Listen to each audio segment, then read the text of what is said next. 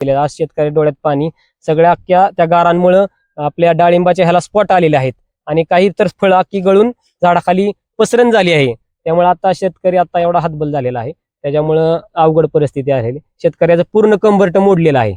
शेतकऱ्याला आता कोणच वाली नाही राहिला अशी परिस्थिती झाली. तालुक्याला आमच्या एकच वाली होता, अजित पवार. अजित पवार असं व्यक्तिमत्व होतं की ते आतापर्यंत तालुक्यात छोट्यातल्या कार्यकर्त्याला जरी काय कुठं काय झालं, दादांना जर रात्री 12-1 वाजता जरी फोन केला तर दादा तिथून यंत्रणा चालू करत होते आणि सकाळी 6 वाजता ऑन ड्युटी प्लॉटवर आज दादा आमच्या इथं असते.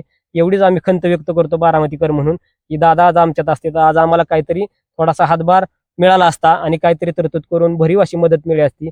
आज दादा गेल्यामुळे आज दादांची आम्हाला उणीव पावलं पावली म्हणजे शनोशनी आज पावलं पावली तुम्हाला म्हणजे सर्व शेतकऱ्यांना आज उणीव जाणत आहे. शेतकरी आज कालच ढासा एवढे रडत होते, म्हणजे माय माऊली एवढ्या रडत होत्या की बाबा शेतकऱ्यांना एवढं डोळ्यात पाणी होते की आज आमचे दादा असते तर आज काही ना काहीतरी घटना झाली असती. पण आज डोळ्यात पाणी म्हणजे आता शब्द फुटत नाहीत, एवढीच आता ही झालेली आहे.